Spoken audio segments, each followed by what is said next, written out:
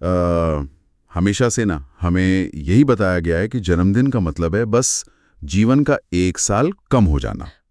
हाँ, एक विशुद्ध गणितीय उल्टी गिनती की तरह। बिल्कुल।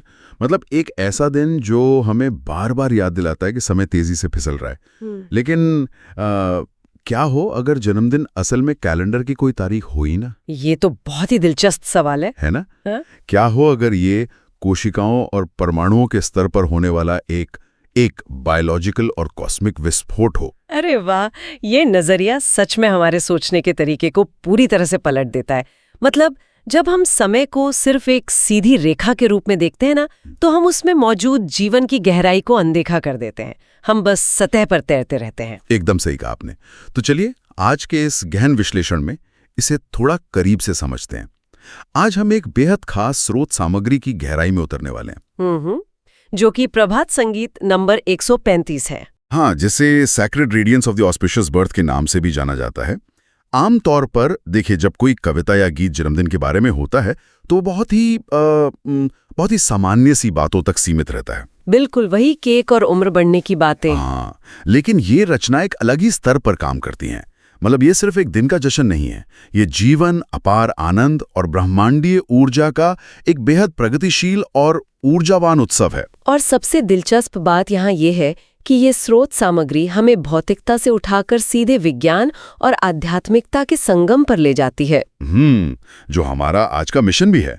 हम ये खोजना चाहते हैं कि कैसे एक साधारण सा प्रतीत होने वाला पल हमारे अस्तित्व के हर एक कण को झकझोर सकता है। एकदम। और ये कोई पुरानी रूढ़िवादी सोच नहीं है। देखिए, ये भविष्य की मानवता के लिए एक नई रूपरेखा है, पूरी तरह से सकारात्मक और ऊर्जा से भरी हुई। बिल्कुल। तो चलिए शुरुआत करते हैं। জন্মদিনে এই শুভক্ষণে জন্মদিনে এই শুভক্ষণে প্রাণ ভরা অপার আনন্দে প্রাণ ভরা অপার আনন্দে অনুতে অনুতে প্রতি পরমাণুতে অনুতে অনুতে প্রতি পরমাণুতে দোলা লাগে নববর্ণে গন্ধে দোলা লাগে নববর্ণে গন্ধে প্রাণ ভরা অপার আনন্দে জন্মদিনে এই শুভক্ষণে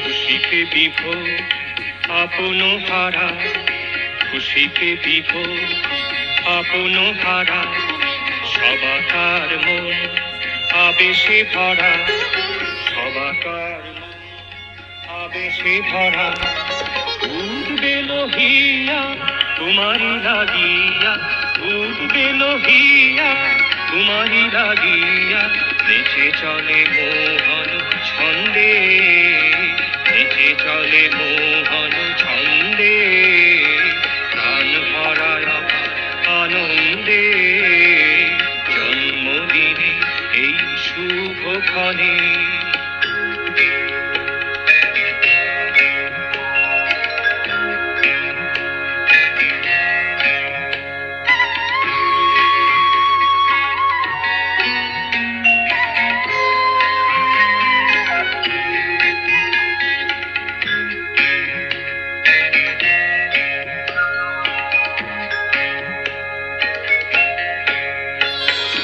ভালোবেসে এসেছো কাছ থেকে রয়েছো ভালোবেসে এসেছো কাছ থেকে রয়েছো আলোর ছটায় আছো সবার আনন্দে আলোর ছটায় আছো সবার আনন্দে প্রাণ ভরা অপার আনন্দে প্রাণ ভরা অপার আনন্দে জন্মদিনে এই শুভক্ষণে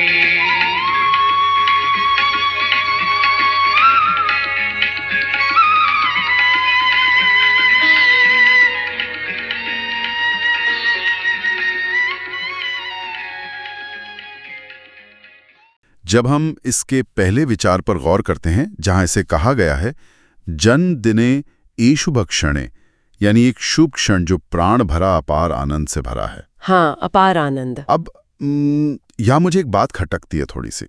हम एक ऐसी दुनिया में रहते हैं जहां बहुत सारा तनाव है, प्रतियोगिता है, बिल्कुल रोजमर्रा की भागदौड़ है। हाँ ना। तो ऐसे में ये अपार आनंद या बिना किसी वजह की खुशी की बात करना क्या थोड़ा किताबी नहीं लगता? मतलब इंसान बिना किसी वजह के, बिना किसी बाहरी उपलब्धि के सिर्फ होने का जश्न कैसे मना सकता है? देखिए, ये बहुत ही वाजिब सवाल है। हम अक्सर खुशी को एक लेन देन की तरह देखते हैं। जैसे कुछ मिलेगा तो खुश होंगे। एकदम। अगर प्रमोशन मिला तो खुशी होगी, अगर कोई मनपसंद चीज मिली तो खुशी होगी। ये सब सशर्त खुशी है। लेकिन इस कविता में जिस अपार आनंद की बात की गई है ना, उसका स्रोत बाहर नहीं है। तो फिर कहाँ है? वो भीतर है। इसे हम चेतना की एक बहुत ही उच्च अवस्था कह सकते हैं। मतलब ये कोई ऐसी भावना नहीं है जिसे आप बाजार से खरीद सकते हैं। समझ रहा हूँ। ये तो जीवन शक्ति का ही प्राकृतिक गुण है। जब कोई व्यक्ति इस बात को गहराई से महसूस करता है ना कि उसका अस्तित्व इस विशाल ब्रह्मांड का एक अहम हिस्सा है, तो वो जो आनंद महसूस करता है वो किन्हीं बाहरी शर्तों का मोहताज नहीं होता। अच्छा, तो ये उस खुशी की तरह है जो एक छोटे बच्चे में होती है, जो बस इसलिए खुश है क्योंकि वो खेल रहा है, उसे किसी नतीजे की परवाह नहीं है। काफी हद तक आप सही कह रहे हैं। लेकिन ये एक परिपक्व चेतना का आनंद है। परिपक्व चेतना। हाँ, ये अज्ञानता से उपजी खुशी नहीं है। ये सब कुछ जानने और समझने के बाद उपजा एक गहरा ठहराव और उत्सव है।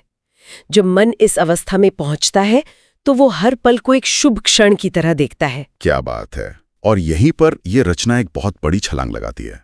मतलब ये आनंद सिर्फ मन या विचारों तक सीमित नहीं रहता। बिल्कुल नहीं। आगे की पंक्तियों में कहा गया है, अणु ते प्रति परमाणु ते दोला लागे न बरणे गंधे, यानी हर अणु और हर परमाणु में नए रंग और सुगंध के साथ एक लहर या कंपन शुरू होता है। और यहां आकर मेरा दिमाग पूरी तरह से चकरा जाता है। अरे, ऐसा क्यों? क्या चीज आपको सबसे ज्यादा हैरान कर रही है इसमें? मेरी हैरानी इस बात पर है कि एक अमूर्त विचार जैसे मैं खुश हूं, भौतिक दुनिया की दीवार को कैसे लांघ सकता है? एक मिनट रुकिए, क्या अणु और परमाणु भी खुश हो सकते हैं? ये एक बहुत ही शानदार सवाल है। मतलब क्या हम सचमुच ये कह रहे हैं कि हमारे विचार हमारी आणविक संरचना को बदल देते हैं? ये भौतिक विज्ञान और आध्यात्मिकता का कोई टकराव तो नहीं है? बिल्कुल नहीं, बल्कि इस पूरी चर्चा का सबसे रोमांचक हिस्सा है। ये कोई टकराव नहीं है, ये वैज्ञानिक आध्यात्मिकता या साइंटिफिक स्पिरिचुअलिटी का बिल्कुल सटीक उदाहरण है। अच्छा, तो मुझे इसके पीछे का तंत्र, इसका विज्ञान समझना है। ये कैसे होता है? देखिए, विज्ञान हमें बताता है कि अगर हम अपने शरीर को माइक्रोस्कोप के नीचे गहराई से देखें तो हम सिर्फ कोशिकाओं से नहीं बने हैं। हाँ, कोशिकाएं अणुओं से बनी हैं। एकदम सही। और अणु परमाणुओं से बने हैं। और परमाणु मूल रूप से क्या है? वे कोई ठोस पदार्थ नहीं है, वे बस ऊर्जा के सूक्ष्म कण हैं जो लगातार एक खास फ्रीक्वेंसी पर कंपन कर रहे हैं। हाँ, क्वांटम भौतिकी तो यही कहती है कि सब कुछ सिर्फ ऊर्जा का नृत्य है। बिल्कुल। अब इसे चेतना के साथ जोड़कर देखते हैं। जब हमारे मन में अपार आनंद की लहर उठती है ना, तो हमारे मस्तिष्क में सिर्फ डोपामाइन या सेरोटोनिन जैसे हार्मोन ही नहीं बहते। तो और क्या होता है? ये ऊर्जा का एक बहुत ही शक्तिशाली प्रवाह होता है। जब चेतना उच्च स्तर पर होती है तो यह हमारे पूरे नर्वस सिस्टम, हमारे तंत्रिका तंत्र से होते हुए हमारे शरीर के हर एक परमाणु की फ्रीक्वेंसी को प्रभावित करती है। इसे थोड़ा और सरल तरीके से समझाइए ना। ये फ्रीक्वेंसी कैसे बदलती है असल में? इसे आप पानी उबलने के उदाहरण से समझ सकते हैं। पानी उबलने का उदाहरण? हाँ, जब आप पानी को गर्म करते हैं तो उसका रासायनिक सूत्र तो H2O ही रहता है ना, अणु नहीं बदलते। हाँ बिल्कुल, वो तो पानी ही रहता है। लेकिन ऊर्जा मिलने से उन अणुओं के बीच का कंपन, उनकी गति इतनी तीव्र हो जाती है कि पानी अपनी अवस्था बदलकर भाप बन जाता है। वह एक नए रंग और रूप में आ जाता है। अरे वाह, ये बहुत ही सटीक एनालॉजी है ना? ठीक इसी तरह जब वो अपार आनंद हमारे भीतर प्रवाहित होता है तो हमारे शरीर के परमाणु रासायनिक रूप से नहीं बदलते, लेकिन उनकी ऊर्जा की अवस्था, उनका कंपन एक नए और उच्च स्तर पर पहुंच जाता है। तो इसी को कविता में न बरने गंधे और दोला लागे कहा गया है। एकदम सही पकड़ा आपने। ये सिर्फ एक काव्यात्मक रूपक नहीं है, ये एक जैविक और क्वांटम वास्तविकता है। ये तो सच में नजरिया बदलने वाला विचार है।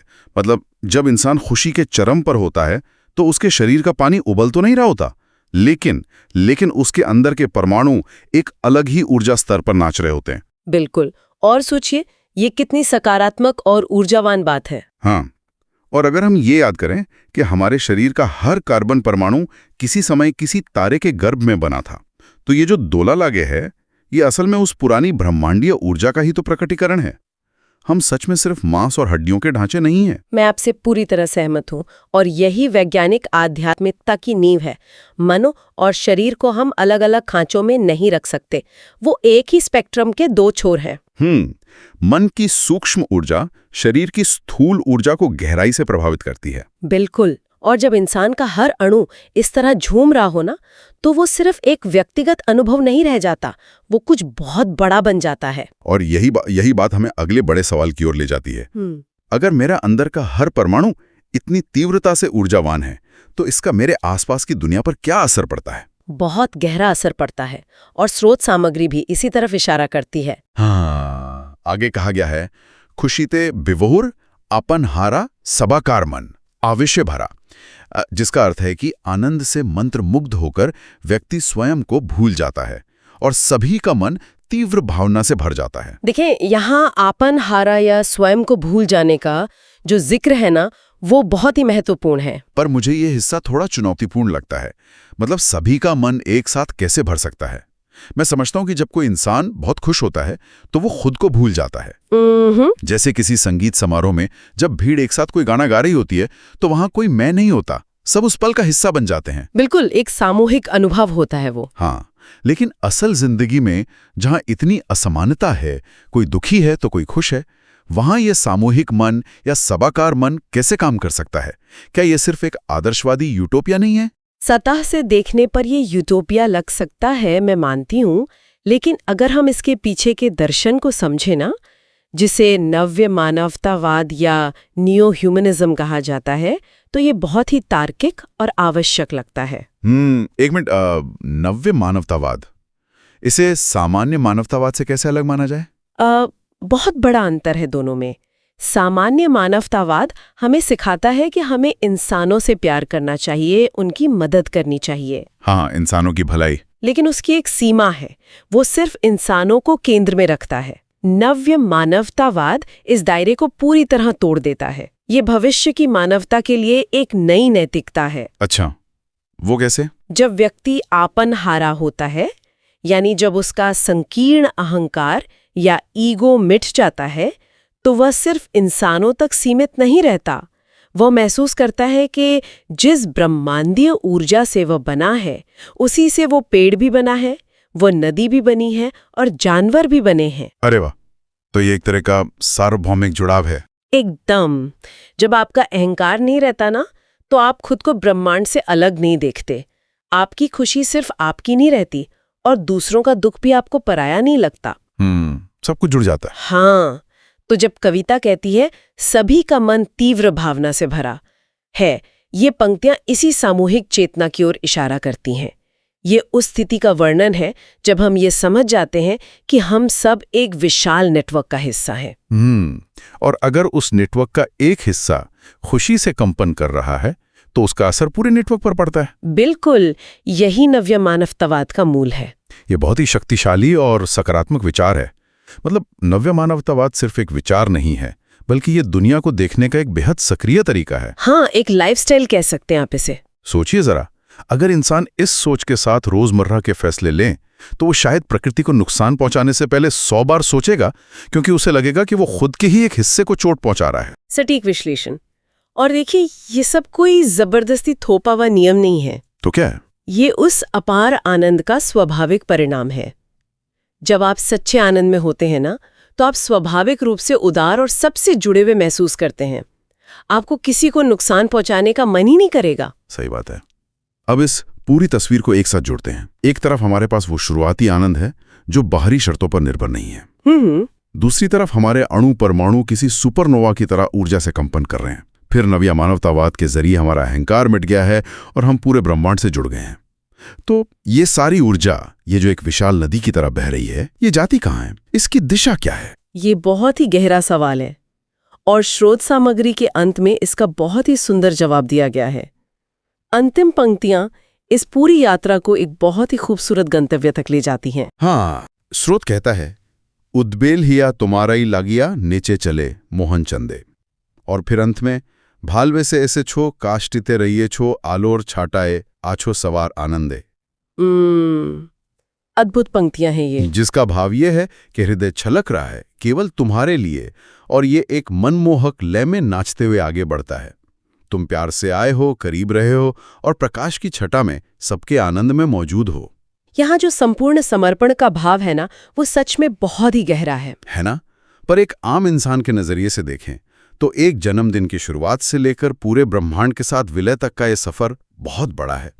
ये तुम्हारे लिए, या वो यू जिसके लिए हृदय छलक रहा है, वो कौन है?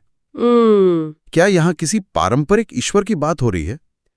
देखिए, ये तुम वो सर्वोच्च सत्ता या परम चेतना है, लेकिन इसे आसमान में बैठे किसी सख्त शासक की तरह नहीं देखा गया है जो बस डंडा लेकर दंड देने के लिए तैयार बैठा हो। तो इसे कैसे देखा गया है? इससे परम आनंद, एक असीम प्रेम और प्रकाश यानी आलोर छटाए के रूप में चित्रित किया गया है।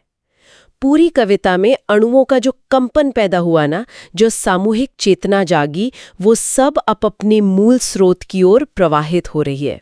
जैसे नदी अंततः समुद्र में जाके मिल जाती है। एकदम सही। वैसे ही ये उद्बेल हिया या छलकते हुए हृदय की ऊर्जा उस सर्वोच्च चेतना में विलीन होना चाहती है। और ये मिलन, ये कोई अस्त-व्यस्त या उथल-पुथल वाली प्रक्रिया नहीं है। यहाँ मोहन छंद का जिक्र है, यानी मनमोहक लय। बिल्कुल, और ये शब्द बहुत कुछ समेटे हुए हैं अपने अंदर। देखिए, ब्रह्मांड में कहीं भी अराजकता या केओस नहीं है अगर हम उसे सही नजरिए से देखें। सब कुछ एक ऑर्डर में है। हाँ, एक इलेक्ट्रॉन की अपनी कक्षा में घूमने से लेकर पूरी आकाशगंगाओं के चक्कर लगाने तक सब कुछ एक बहुत ही सटीक मनमोहक लय में चल रहा है। क्या बात है। उसी परम चेतना के लिए छलक कर उस लय में नाचने लगता है ना, तो हम अपने जीवन के बिखराव को खत्म कर लेते हैं। हम इस ब्रह्मांड के सबसे गहरे संगीत के साथ एक हो जाते हैं। ये अंत कितना खूबसूरत और सुरक्षित महसूस कराता है। मतलब तुम प्यार से आए हो, करीब रहे हो, ये उस परम सत्ता को हमारे बिल्कुल करीब ले आता है। हाँ, बिल्कुल हमारे पास। ये बताता है कि हमें उसे कहीं दूर पहाड़ों पर या जंगलों में खोजने की जरूरत नहीं है, वो हमारे ही आनंद में, हमारे ही करीब मौजूद है। और यही इस दर्शन की सबसे बड़ी खूबी है। नव्य मानवतावाद और वैज्ञानिक आध्यात्मिकता दोनों का यह एक बहुत ही व्यावहारिक पक्ष है कि वो परम चेतना हमेशा हमारे साथ प्रकाश की छटा के रूप में मौजूद है। ये कोई अमूर्त कल्पना नहीं है, बल्कि एक ऐसा अनुभव है जिसे हर कोई महसूस कर सकता है, एकदम वैज्ञानिक और आध्यात्मिक तौर पर। ये ज्ञान सच में बहुत गहरा है और बहुत प्रगतिशील भी। अगर कोई इस वैज्ञानिक आध्यात्मिकता और नवे मानवतावाद की अवधारणाओं को, जो कि भविष्य की मानवता के लिए एक नया रास्ता है, और ज्यादा प्रामाणिक तरीके से समझना चाहे, तो वो कहाँ जा सकता है? अगर किसी को मूल और सबसे प्रामाणिक ज्ञान चाहिए ना, तो मैं कहूंगी कि उन्हें आनंद मार्ग पब्लिकेशंस का साहित्य पढ़ना चाहिए। अच्छा, आनंद मार्ग पब्लिकेशंस। हाँ, वहाँ इस पूरे दर्शन का और कैसे ये विज्ञान और आध्यात्मिकता को एक मजबूत सूत्र में पिरोता है, इसका बहुत ही विस्तृत और तार्किक वर्णन मिलता है।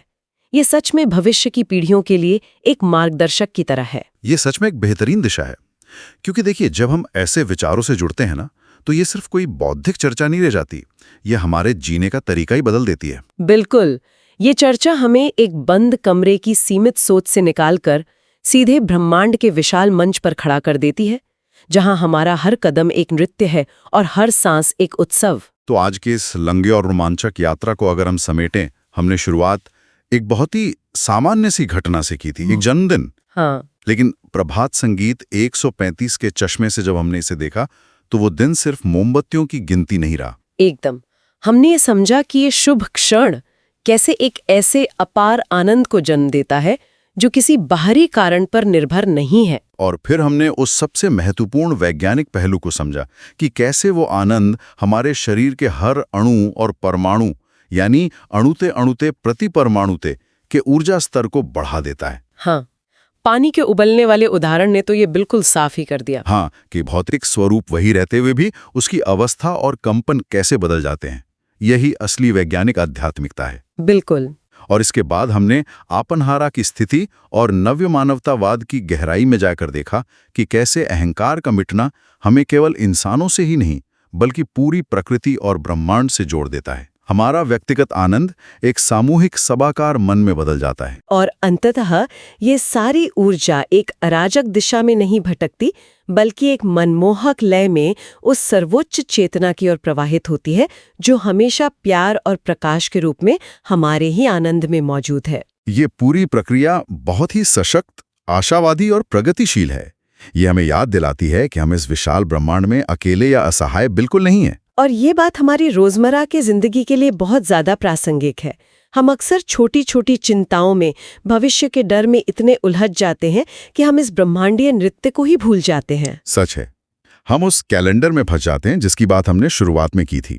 हम दिन गिनते रह जाते हैं और जीवन को असल में जीना भूल जाते हैं। एकदम सही। तो जैसे जैसे हम आज के इस गहन विश्लेषण के अंत की ओर बढ़ रहे हैं, मैं एक विचार छोड़कर जाना चाहता हूँ। बिल्कुल। हमने देखा कि एक साधारण सा पल, एक छोटा सा विचार कैसे हमारे अंदर ब्रह्मांडी ऊर्जा के विस्फोट में बदल सकता है।